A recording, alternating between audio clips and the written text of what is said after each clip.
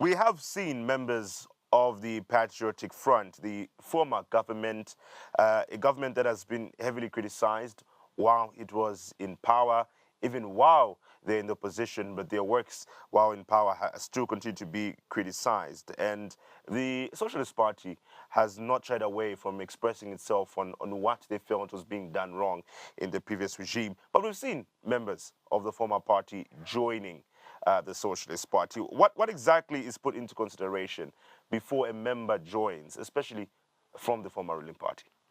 So first, indeed, the Socialist Party is the organization of the moment, the political organization of the moment.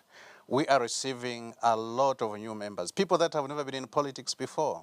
They are saying we need a better Zambia. And the one that we have today is not the Zambia of our dreams. So we have a lot of young people joining the Socialist Party. But we also have people that are seasoned politicians coming from different parties. Of course, the ones from PF are making news lines or headlines, but there are a number. We even have people coming from the UPND itself joining us today because of frustrations within the UPND.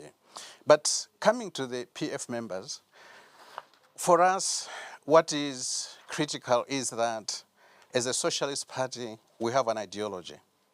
We believe in equity. We believe in the dignity of the average human being. So whoever joins the Socialist Party has to toe that line. They have also to ensure that they are part and parcel of that dream. And the people that are joining, we just don't let them join and they go ahead with their business, but we give them the chance to appreciate the values of equity, the values of honesty, of humility, of solidarity that are shrined within the overall socialist thinking. So we have what we call political education, and that's what we subject everyone who comes in to. Now, the people that are coming to the Socialist Party, we ask them, what are you here for? Why can't you go to the ruling party? Because the ruling party at least have something to offer. It has got jobs to offer. And coming to the Socialist Party, that basically has no parliamentarian today, and then you are going to struggle up to 2026 if your intention is to stand as a councillor or as an MP, what is in it for you? And the answer we are getting is always, things are not working. We thought we were going to work for the masses, but we failed the masses. We want a new start. And these are Zambians, they are connected to the masses, and some of them are relatively good leaders. We still criticize what the PF does or did in government, just as we criticize the UPND today. But as a political party, anyone who wants to work for the Zambians genuinely is welcome. For some people, they see this, and for a lot of people, they see it as, like you've pointed out, and it's good you're aware that they're leaving where they're from due to frustrations. They're leaving the Patriotic Front because they're frustrated with what's going on. Obviously, they were ousted from power. Those from the UPND, maybe they have not gotten the appointments they thought they would get or positions they thought they would get, so they're frustrated and leave the Socialist Party. It's not something to be worried about, that you have people who are joining based off frustration and not necessarily because they may believe in your ideologies. So the issue is that as a Socialist Party, ideology is what distinguishes us from all other political parties. So when people join, regardless of what the intentions are, we insist on a certain line of thinking, on a certain line in terms of how we organize ourselves and how things get done. So if a new member comes to us, first of all, we give them the chance to be able to go through the political education. And secondly, we also connect them to the masses so that they are able to work with the people, and we continue assessing them. So it's not an automatic issue or thing that once you join, then you are in it forever. A number of them fail and they jump out sooner than they came in. But you have to open up. A political institution is not something that you close off to the people. But the issue is the Socialist Party will not change its character just because it's receiving new people. The new people have to change in order to suit to the Socialist Party. As simple as that. So meaning you eventually take up the responsibility as a party to make them understand their ideologies, even if they didn't understand them prior to joining the party? Actually, we do it for every party member. Not just those that are coming from political parties. Every new party member is subjected to that. And our party is structured in such a way that as a non-member, you are just interested, we give you a 3-hour training or some information. 3 hours, you have to go through that, just getting to appreciate our manifesto. Then once you join, the minimum that we sit down with you is an 8-hour.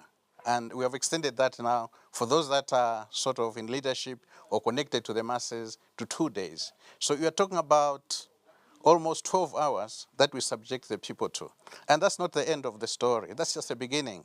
We continue systematically providing this political education. And we just don't do it with the new members, we do it even to ourselves. Because we have to continuously also understand what is going on. And we are continuously learning. So the Socialist Party is a learning party, but it's firm on its ideology. Looking at what has been happening in terms of those who are joining the Socialist Party now, what do you think could be the major reasons why? Like you said, they could have the option of joining the UPND, which is the ruling party. They can have opportunities in terms of jobs and whatnot. There's other political parties as well. The Democratic Party came out third in the presidential race from last year. But what do you think is so attractive about the Socialist Party? What are you doing as a Socialist Party to make yourselves so attractive in the political arena? I think your question is more towards these that are joining now, isn't it? Yes.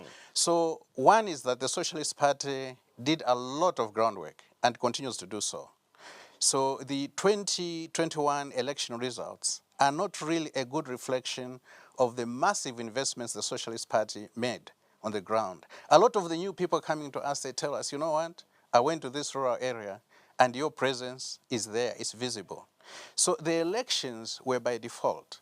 The elections were such that people wanted to vote for a party that was going to be in government straight away. And they didn't see in us that chance. They saw in the biggest opposition party, that was the UPND, the chance of taking over power. But those that are sitting today and seeing that what they expected to be delivered is not being delivered, they are looking around, they're scouting around and telling themselves, what is there? What's the next option? And of course, the past by-election results are also telling a story. They are saying the one that set up the roots and put up a good grounding is the option, and that's the Socialist Party. And they are coming to us. At times they go to several political parties. They are doing like they're shopping, and at the end they make a decision, and the decision is in favor of the Socialist Party.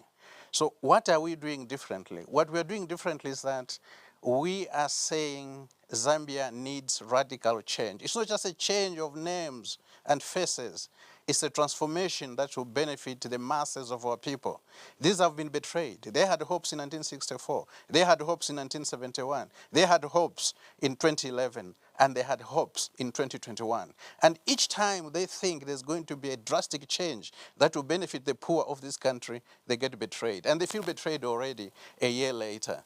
And that's why a lot of these were coming to us saying maybe we could be part of something new, something that we have never seen in Zambia before.